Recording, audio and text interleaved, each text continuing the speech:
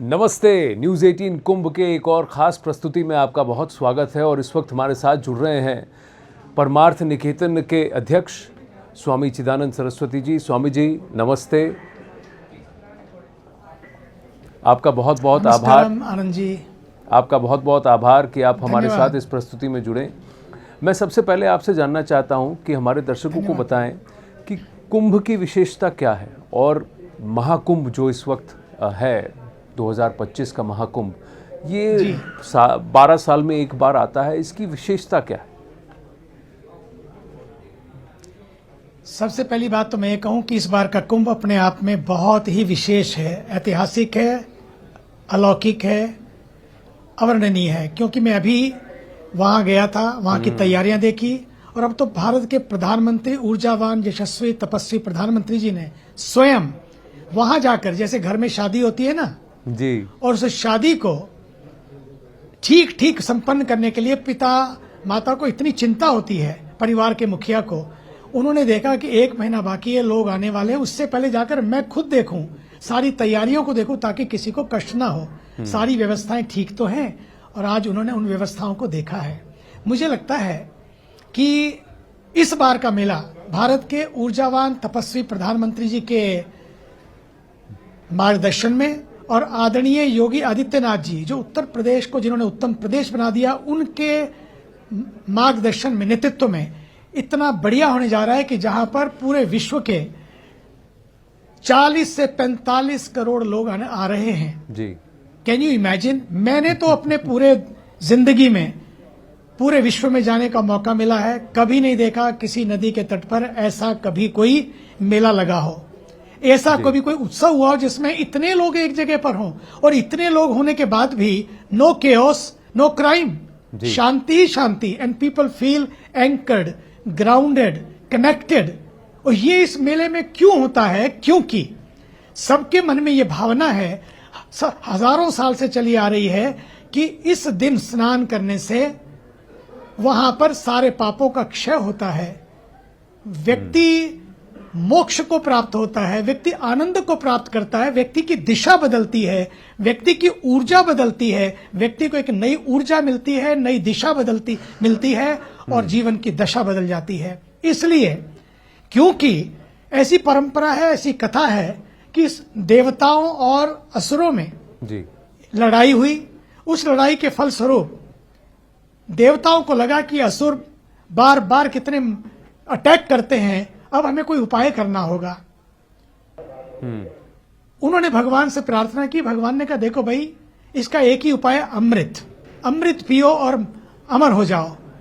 तो अमृत मिलेगा कैसे? तो फिर भगवान ने कहा, सागर का मंथन करें और सागर के मंथन से अमृत निकलेगा, लेकिन उसके लिए एक शर्त है। उसके लिए दोनों को मिलकर सागर का मंथन करना पड़ेगा।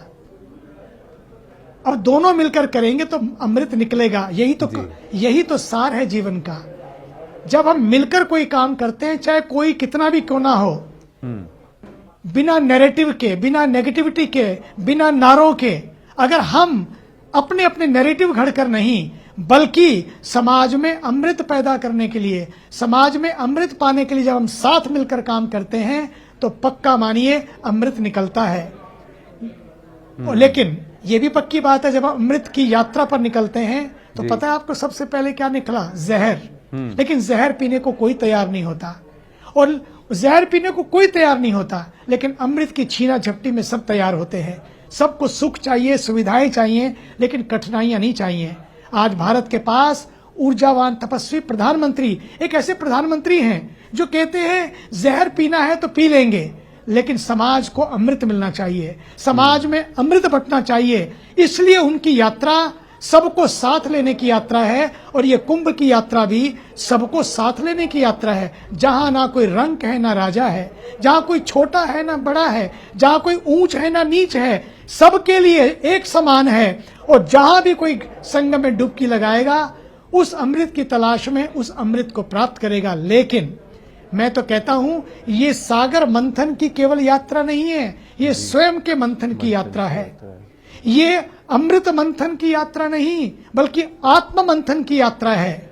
आज कुंभ के इस महापर्व पर पूरे भारत को महान भारत बनाने के लिए आज एक निश्चय करना होगा कि बहुत हुआ, बहुत किया, लेकिन अब एक नई यात्रा को शुरू करना है और वहां पर चिंतन करना है कि कौन सा भारत हमें चाहिए, किस तरह का भारत चाहिए, किस तरह की दिशा चाहिए, ताकि हमारे आने वाली पीढ़ियां सदैव याद रखें कि कैसा था मेरा भारत और कैसा है मेरा भारत। इसलिए ये पर्व जो है इस बार संगम के तट से संगम का संदेश देगा, संगम के तट से समानता का संदेश देगा, संगम के तट से समरसता का, जी, समता का, सद्भाव का संदेश देगा। क्योंकि समरसता है तो मानवता है, और मानवता है तो सद्भाव है,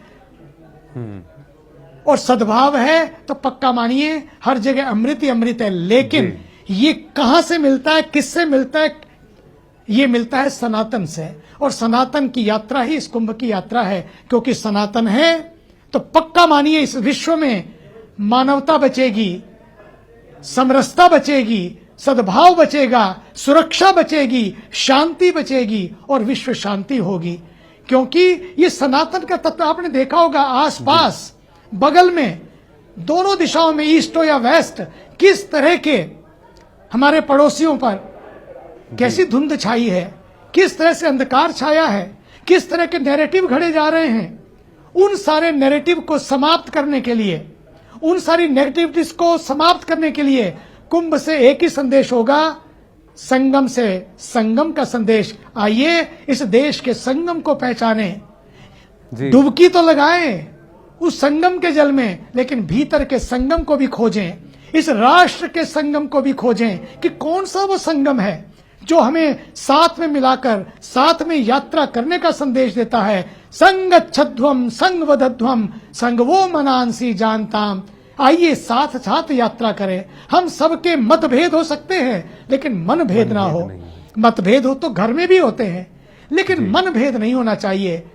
अपने वतन को हमें महान बनाने के लिए मैं तो कहना चाहता हूं, चुनाव अभी हुए और चुनाव अब होने वाले भी हैं, चुनाव होंगे, लेकिन चुनाव से पहले एक ही काम हो, अपने दल के लिए लड़ें, लेकिन चुनाव के बाद जीतें या हारें, अपने देश के लिए खड़े हो जाएं।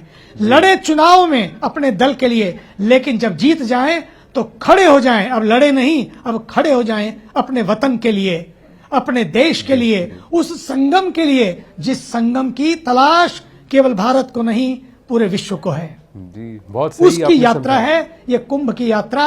और आप देखेंगे वो गरीब अपने गांवों से चलते हुए आएगा, सत्तू बांधे हुए, कुछ भी तो नहीं है उसके पास। सरकार ने इतनी प्यारी व्यवस्था की है, अद्भुत व्यवस्था की है इस बार, ताकि किसी को कष्ट ना हो। लेकिन ये केवल व्यवस्था का कुंभ नहीं है, व्यवस्था तो की है, लेकिन ये आस्था का कुंभ है। व्यस्त ये व्यवस्था में स्वामी जी, मैं केवल हम व्यस्त ना हो जाए कि ये ठीक नहीं है, वो ठीक नहीं है, बल्कि हमारी आस्था बची रहे तो हमारा अस्तित्व बचेगा। हमारी आस्था बची रहेगी तो व्यवस्थाएं भी ठीक हो जाएंगी। ये आस्था और व्यवस्था के संगम का कुंभ है। इसलिए आइए उस गरीब से गरीब आदमी जो अपने गांव से चलकर आ रहा है, अपने सत्तू और अपनी चिड़वा बांध के ला रहा है कि कहीं भी सो जाऊंगा, कहीं भी ठिकाना मिल जाएगा, छत मिले कि ना मिले, मेरे आकाश की छत तो मेरे पास है ही है।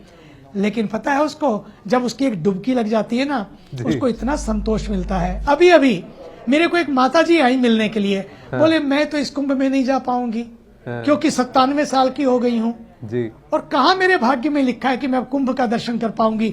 आप जाओगे, मेरी भी डुबकी लगा लेना।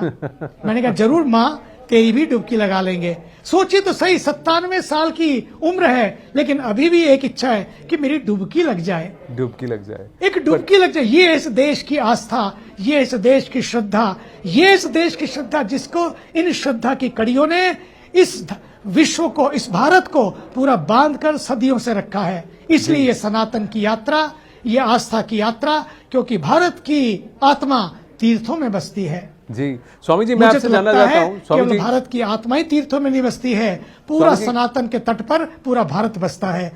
स्वामी जी, आपको मेरी अगर आवाज आ रही है, मैं आपसे जानना चाहता हूँ, आपने कहा अभी आप गए, आपने वहाँ परमार्थ पुष्प का भी अवलोकन किया। कई सारे अखाड़े भी आते हैं, कई सारे आश्रम से उनकी टेंट्स लगती हैं, उनकी छावनियाँ होती हैं। पर्यावरण को लेकर के आप भी हमेशा चिंतन में रहते हैं, आपने बहुत काम किया है, गंगा तट पर आपका आश्रम है और गंगा जी के लिए आपने बहुत काम किया है। तो इस बार का आयोजन कैसे पर्यावरण की नज़र से कैसे सबल होगा, कैसे अच्छा होगा, और क्या कुछ खास किया जा रहा है वहाँ पर? हम लोगों ने ऐसा प्लान किया है कि इस बार का कुंभ प्लास्टिक मुक्त कुंभ हो, और उसके लिए हम लोगों ने अपने एरिया में, मैं बाकी संतों से भी बात करने वाला हूं जी, कि वहां पर एक व्यवस्था करेंगे कि जैसे आप अंदर एंटर करेंगे कोई प्लास्टिक की बोतल ना हो, रिफिलिंग के लिए मशीनें होंगी ताकि शुद्ध जल मिले, और साथ ही साथ एक स्टील की बोतल होगी। और ये आह्वान भी करेंगे अपने साथ आए तो एक स्टील की बोतल लेके आए, अपना थैला अपनी थाली साथ लेके आए, ताकि कोई भी कचरे का प्लास्टिक का थैला यू उपयोग ना करें, कपड़े का थैला लाएं, अपनी थाली लेके आए, ताकि प्लास्टिक और सिंथेटिक की जो प्लेटें होती हैं उसका भी उपयोग ना करें।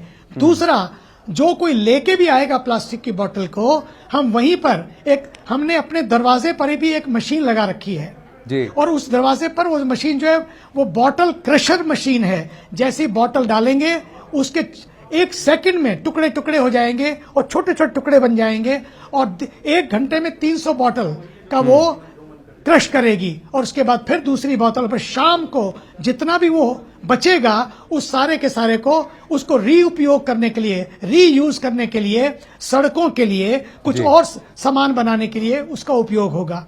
लेकिन प्लास्टिक मुक्त हमारा कैंप होगा, प्लास्टिक मुक्त हमारा कुंभ हो, ये मेरी इच्छा है। साथ ही जो अपने पास लोग आएंगे उनको हमने सोचा है कि जाने से पहले एक एक पौधे का प्रसाद देकर जाए, एक एक पौधा साथ लेकर जाए, ताकि एक संदेश हो। भारत के ऊर्जावान तपस्वी प्रधानमंत्री जी ने एक आह्वान किया, एक पेड़ माँ के नाम, और हम कहेंगे एक पेड़ माँ के नाम और एक पेड़ इस संगम के नाम। जिस संगम का दर्शन आपने किया है, इस संगम को बचा कर रखें अपने जीवन में, इस संगम के नाम, ताकि ये पेड़ आपको याद दिलाता रहे क्या है मेरे देश का संगम। और साथ ही साथ हमने ये पक्का किया है कि सबसे पहला जो भंडारा हो, जिस दिन हम पहुंच रहे हैं 1 जनवरी में, सबसे पहले भंडारा जितने निषाद राज हैं, जितने वहां नाव चलाते हैं, रात दिन मेहनत करते हैं, उन सब के साथ बैठकर एक चर्चा करेंगे, उनके सब की बोट पर एक पेंट कराएंगे कि प्लास्टिक मुक्त हो, और साथ ही साथ उनसे संकल्प कराएंगे कि किसी को भी प्लास्टिक की बोतल लेकर ना आने दें और ना ही संगम के जल में फेंकने दें। दूसरी बात, उनके साथ बैठकर संकल्प कराकर फिर एक यज्ञ करेंगे और उनके साथ बैठकर उनको भोजन कराएंगे और साथ मिलकर भोजन करेंगे। और भोजन से पहले संकल्प के साथ उनके साथ मिलकर स्नान करेंगे। और दूसरा जो स्नान होगा, वहां के जितने हमारे स्वच्छता ग्रही हैं, स्वच्छता मित्र हैं, उन सबको बुलाकर जो आपकी तैयारी कर रहे हैं कि मेरे भारत की जनता आएगी, उसकी स्वच्छता के लिए सड़कें तैयार हों, घाट तैयार हों, संगम की रेती स्वच्छ बनी रहे और संगम के तट स्वच्छ बने रहें। और दूसरा भोजन उनके साथ बैठकर उनको भी संकल्प कराएंगे, उनको भी ट्रेनिंग देंगे और उनको भोजन कराएंगे। इसी तरह से हमने कई योजनाएं बनाई हैं जिस तरह। और तीसरा, संगम में स्नान करने से पहले हम संगम को स्नान कराएंगे, और वो स्नान है कि संगम के तट पर भूले बिसरे सरकार की व्यवस्था होने के बावजूद भी यदि कुछ लोगों ने वहां पर कोई कचरा छोड़ दिया है, हम पहले कचरे को उठाएंगे और प्लास्टिक मुक्त होने का संदेश देंगे, और एक एक कुछ थैले भी वहां पर बांटेंगे ताकि लोग अपने थैले में ही उस कचरे को रख लें यदि कुछ है भी तो उसके बाद संगम को स्नान कराने के बाद हम संगम में स्नान करेंगे। ऐसी कितनी योजनाएं बनाई जा रही है, शौचालयों को लेकर, स्वच्छता को लेकर और कई चीजों को लेकर, ताकि लोग इस कुंभ में केवल नहीं बल्कि कुंभ के बाद जाए तो ये संकल्प करके जाएं। वहां पर नुक्कड़ नाटक हम लोग करवाएंगे, पपेट शो करवाएंगे, नई नई स्क्रीन पर और भी कई तरह की योजनाएं बना रहे हैं हम लोग, ताकि लोग वहां पर संकल्प करें। हम अपने गांव में जाएंगे तो ये यात्रा, मेरे संगम के स्नान की यात्रा अब मेरे घर से शुरू होगी, मेरी गली से शुरू होगी, मेरी गलियां स्वच्छ रहेंगी, मेरे गांव स्वच्छ रहेंगे, ये ये संगम के तट से मेरे घर की यात्रा होगी, और मेरे घर से मेरी गली की यात्रा होगी, और मेरे गली से मेरे गांव की यात्रा होगी, और मेरे मोहल्ले से मेरे मुल्क की यात्रा होगी। क्योंकि संगम ने किसी के साथ भेदभाव नहीं किया। संगम के तट में कोई भी स्नान करता है, लेकिन हम चाहेंगे इसी तरह से हम सब भी मिलकर अपनी नदियों के लिए, क्योंकि नदियां हैं तो दुनिया है, नदियां हैं तो हम हैं। जल नहीं होगा तो प्रयाग नहीं होगा, पानी नहीं होगा तो प्रयाग कैसा, पानी नहीं तो कुंभ कैसा, और पानी नहीं तो जीवन कैसा। क्या बात है स्वामी जी। मैं आपसे ये भी जानना चाहता हूँ, आपने जैसे कहा कि न्यूज़ 18 कुंभ के इस यूट्यूब चैनल पर आप हमारे साथ हैं, लेकिन हम आपको बताना चाहेंगे, जैसे आपने कहा कि आप पेड़ लखनाने के लिए और आप सबको प्रसाद में पेड़ देंगे, तो हमारी भी एक मुहिम है प्रोजेक्ट वन ट्री, जहां हम यही संदेश सबको कुंभ के माध्यम से भी देना चाहते हैं कि आप पेड़ लगाएं, और प्रधानमंत्री के ही संदेश को आगे ले जाने की कोशिश करेंगे। तो मैं चाहूँगा कि हम और आप वहाँ पर जुड़ें प्रयागराज में, और कुंभ के वक्त तो उस वक्त अगर भेंट होगी तो ज़रूर इसमें साथ कंधे से कंधा मिलाकर इसको और इस संदेश को आगे बढ़ाने की कोशिश करेंगे। पर मैं आपसे एक और बात जानना चाहता हूं कि कई सारे अखाड़े जी जी जी जी बोलिए।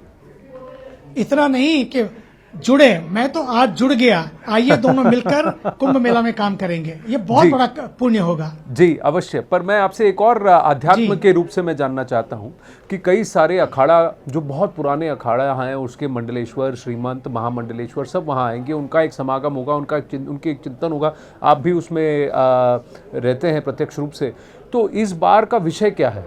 इस बार किस बात पर चिंतन होगा? इस तीन बातें जी। पहला, इस देश का संगम बचा रहे। दूसरा, सनातन के उन मूल तत्वों को समझे जी, खुद भी जुड़े और सबको जोड़े। क्योंकि सनातन है तो मैं आपको बता दे रहा हूं, सुरक्षा है। जहां जहां सनातन नहीं है, और पक्का मान लीजिए वहीं वहीं पर आज क्या हो रहा है सब देख रहे हैं। और फिर ये जो एक बात आई है, कटेंगे बटेंगे तो कटेंगे, ये जो बात आई है, इस पर भी चिंतन होने जा रहा है कि ना बटेंगे ना बांटेंगे, ना कटेंगे ना काटेंगे। क्योंकि सनातन ना किसी को बांटता है, ना सनातन किसी को काटता है। इसलिए ये याद रखना है कि सबको इस कुंभ का एक ही संदेश होगा, एकजुट रहो जी, एक साथ रहो, मिलकर रहो। और इसलिए नहीं, ये ताकत, एक ताकत को खड़ा करना है। ताकत इसलिए नहीं खड़ी करनी है कि किसी को डराना है, ना किसी से डरना है, ना किसी को डराना है। संगम, इस देश का संगम बचा रहे, इसलिए सबको साथ साथ चलना है, एकजुट रहना है। नहीं तो आने वाले समय में कई विपदाएं आ सकती हैं। इसलिए किसी को डराने के लिए नहीं, किसी को मिटाने के लिए नहीं। संगम का मेला तो मिलाप का मेला है, मिलने का मेला है। और उस मिलने के मेले से कुछ ऐसा ना हो जो मेले को मैला कर सके, ऐसा कोई संदेश नहीं होगा। और सबको साथ लेकर यही करेंगे, सनातन के संस्कारों को अपने जीवन में जिए सारे परिवार। क्योंकि हमारी भारतीय संस्कृति, हमारा भारत ताकत और तलवारों के बल पर नहीं, बल्कि संस्कृति और संस्कारों के बल पर खड़ा है। नारों के बल पर नहीं, बल्कि विचारों के बल पर खड़ा है। उसी विचार का चिंतन होगा, उसी संस्कार की व्याख्या होगी, उसी सनातन की व्याख्या होगी, और फिर होगा संकल्प कि हम रहेंगे साथ साथ। आपने कहा करीब 40 से 45 करोड़ श्रद्धालु दुनिया भर से, विश्व भर से यहाँ पर आने वाले हैं। प्रयागराज में उनका समागम होगा, आएंगे संगम में डुबकी लगाने के लिए। कहीं ना कहीं आप पूरे देश, पूरे विश्व में भी जाते हैं, तो आपको लग रहा है कि पूरे विश्व में भी एक चेतना जागृत हो रही है, आध्यात्म की तरफ, सनातन की तरफ एक जागरूकता बढ़ रही है, खासकर भारत भर में, जो शायद बीच में विलुप्त होता हुआ दिख रहा था, अब शायद क्या फिर से उजागर हो रहा है? नहीं, निश्चित रूपेण भारत के ऊर्जावान प्रधानमंत्री जी ने जब से ये दायित्व संभाला है, सच्ची बताऊं मैं आपको जी, सचमुच अद्भुत परिवर्तन हो गया। पूरे विश्व की सोच ही बदलती जा रही है जी। आज भारत का जो सम्मान है, आज भारत के लिए जो एक दृष्टि है, वो बहुत ही अलग है। सोचने के तरीके ही पूरे विश्व के बदल गए हैं। India can do it and that's why India must do it. और इसलिए कुंभ का मेला एक अवसर है, कुंभ का मेला एक चुनौती भी है कि इस चुनौती को स्वीकार करते हुए हम इस अवसर को खोए नहीं और पूरे विश्व को उस एकता का, एकजुटता का, एकात्मकता का संदेश दें। और वो एकात्मकता, एकजुटता, ये याद रखे पूरे विश्व के लोग, किसी को मिटाने के लिए नहीं है, सबको साथ लेकर चलने के लिए है। और मैं तो आपको बताना चाहता हूं, अभी से हमारे लिए तो इतनी बात हो गई है, पूरे विश्व से इतने लोग आ रहे हैं, ना जाने कितने एम्बेसडर्स भी आ रहे हैं, और अभी से ही पूरा कैंप फुल हो गया है, जगह नहीं है। अब सरकार से और जगह मांगनी पड़ेगी, ये स्थिति हो गई है सच्ची। जी बहुत अच्छा। अंतिम प्रश्न मैं आपसे पूछना चाहूंगा जी आनंद जी, कि आपके आश्रम के सामने तो गंगा मैया अभी तो बहुत साफ हो गई है, अविरल है, पर अब जहां त्रिवेणी में पहले के मुकाबले क्या गंगा जी, जमुना जी और गुप्त सरस्वती जी पहले से साफ हैं, अविरल हैं? निश्चित रूपेण पहले से बहुत साफ है। और आपको आश्चर्य होगा, भारत के ऊर्जावान प्रधानमंत्री जी आदरणीय योगी जी, कल ही उन्होंने जाके सलोरी में देखा, और आज भारत के ऊर्जा प्रधानमंत्री जी ने खुद उसको देखा भी, उसका भी वहीं से उसको लॉन्च किया है सलोरी में। जो इतने भयंकर नाले, मैं आपको अगर उसकी वीडियो भेजूं, अभी मेरे पास आई है, आप दंग रह जाएंगे। उसी नाले का वो पानी मैं आपको भिजवाता हूं अभी, एक दो फोटो, आप कहेंगे वाह इतना निर्मल जल हो गया, बिफोर एंड आफ्टर।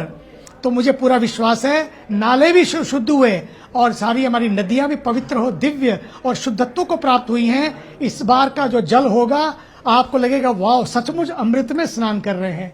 ये जो भ्रांतियां हैं, ये नाले, ये नाली, ये कहीं आपको ये भ्रांतियां नहीं होंगी, सबको लगेगा कि सचमुच अमृत में स्नान किया। और इसी को देखने के लिए, इसी को पक्का करने के लिए, इसी को एक पुख्ता करने के लिए भारत के ऊर्जावान प्रधानमंत्री जी वहां पहुंचे हैं, ताकि मैं जाकर देख लूं।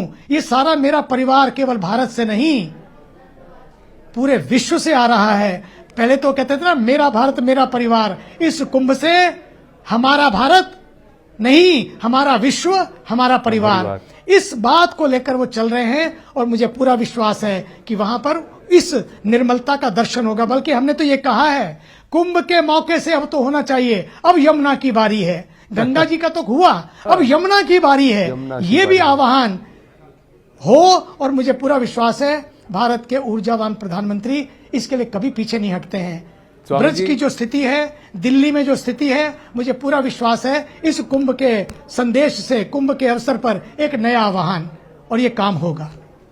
चलिए, प्रभु की जैसी इच्छा, और भारत बदल रहा है तो उसकी नदियों का स्वरूप भी बदलना चाहिए, ये भी आवश्यक है। स्वामी चिदानंद जी, आपसे बात करके हमेशा हर्ष होता है, अच्छा लगता है। और एक छोटा सा वादा आपसे ले रहा हूँ कि आप बहुतों के साथ डुबकी लगाएंगे, लेकिन अगर हमारा और आपका साक्ष्य हुआ तो आपको मेरे साथ भी आशीर्वाद देते हुए एक डुबकी लगानी पड़ेगी। पक्का हो गया। मैं तो संगम के तट पर ही बैठा हूँ, एकदम संगम के तट पर, जहाँ पूरी दुनिया आएगी, साथ साथ चलेंगे, साथ साथ स्नान करेंगे और उस संकल्प से परिचित कराएंगे पूरे विश्व को। यस, यही है न्यूज 18 जो खड़ा है, डटा है इस कुंभ के लिए, इस भारत के लिए और भारतीय संस्कृति के लिए।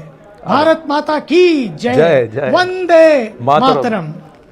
Thank you so much. धन्यवाद स्वामी, धन्यवाद। धन्यवाद।